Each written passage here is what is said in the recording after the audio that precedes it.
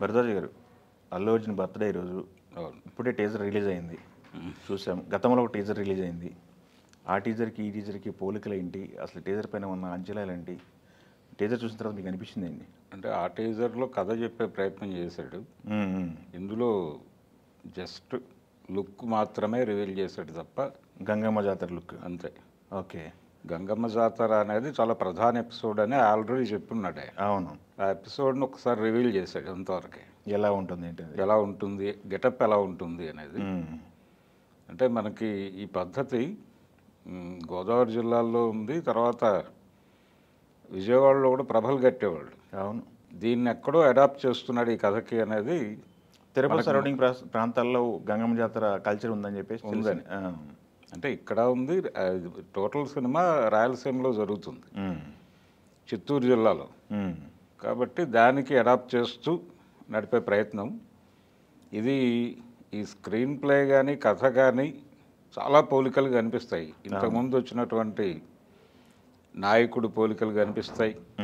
తర్వాత మనకి విజయవాడలో జరిగినటువంటి ఒక ఇన్సిడెంట్, రంగా ఇన్సిడెంట్ కూడా గుర్తొచ్చేలాగా మొదటి టీజర్ అనిపించింది.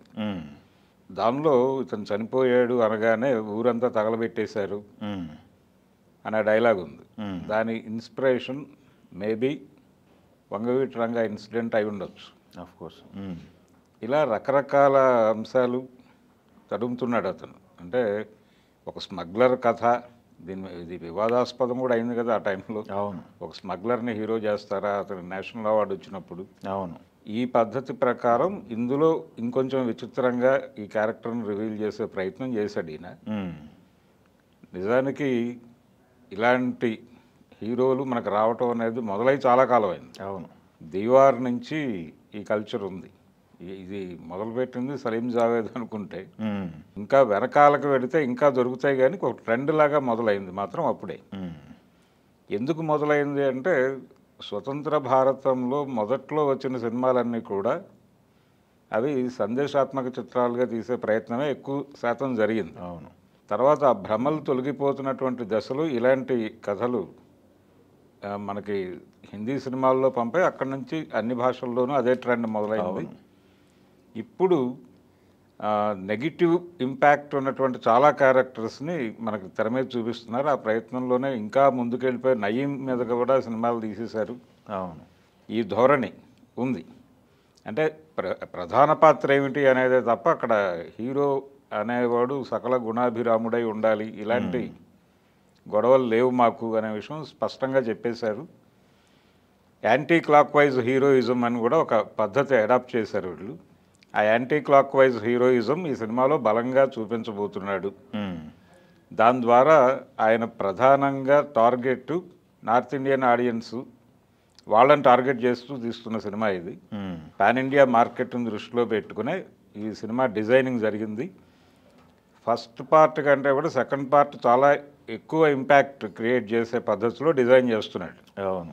కారణం ఫస్ట్ పార్ట్ మీద చాలా క్రిటిసిజం వచ్చింది ఆ టైంలో, తీవ్రమైన విమర్శలు వచ్చినాయి. అంటే కథాపరంగా కూడా, కథాపరంగాను టేకింగ్ పరంగాను వచ్చిన విమర్శలన్నింటినీ పరిగణనలోకి తీసుకుని దీన్ని చాలా చేంజ్ చేసుకుంటూ వెళ్ళాడు. అందుకే డిలే అయిపోయింది. అయితే ఇంత డిలే అయిన తర్వాత ఒక సాలిడ్ కంటెంట్ ఇవ్వాలి అనేది సుకుమార్ ప్రోగ్రాము.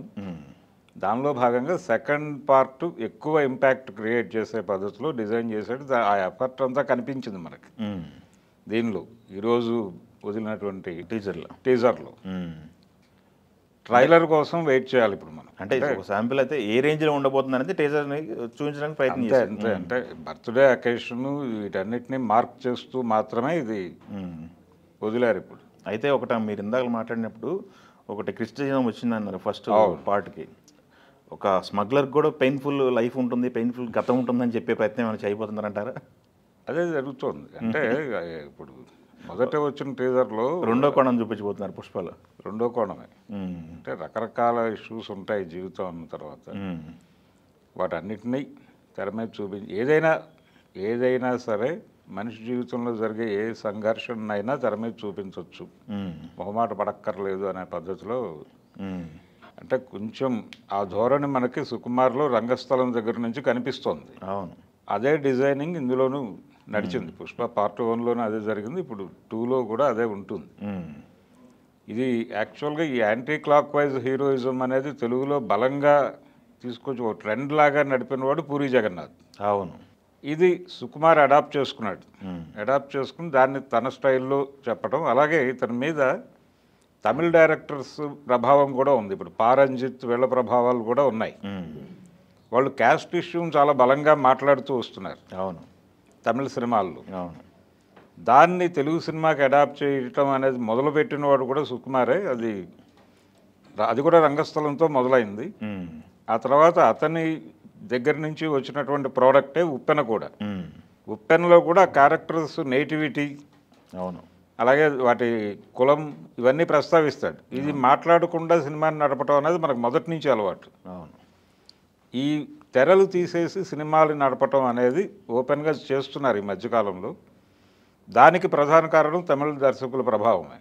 వెట్రిమారన్ కావచ్చు, అవును, వీళ్ళ ప్రభావం కూడా ఈ సినిమా మీద కూడా కనిపిస్తోంది. అది చూడాలి ఎలా ఉండబోతోంది సినిమా అనేది. దాని మీద అయితే హైప్ ఉంది. ఏ రేంజ్కి వెళ్తున్నది. అవును, అంటే రీసెంట్ టైంలో వచ్చినటువంటి చాలా పాన్ ఇండియా సినిమాలతో పోలిస్తే దీని మీద ఎక్స్పెక్టేషన్స్ చాలా ఎక్కువ ఉన్నాయి. సలారు వీటితో పోలిస్తాయి. రెండోది, ప్రభాస్ తర్వాత నార్త్ ఇండియన్ మార్కెట్కి విపరీతంగా కనెక్ట్ అయింది అల్లు అర్జునే. సో దాన్ని మిస్ఫైర్ కాకుండా చూడాల్సిన బాధ్యత సుకుమార్ మీద ఉంది ఇప్పుడు. దీని తర్వాత ప్రాజెక్ట్ కూడా అతను పాన్ ఇండియా లెవెల్లోనే చేస్తున్నాడు. అవును, రామ్ చరణ్తో. అవును. అందుకని దీని ప్రభావం దాని మీద కూడా ఉంటుంది. అందుకని చాలా కేర్ఫుల్గా లాంచ్ చేసే ప్రయత్నం చేస్తున్నాడు.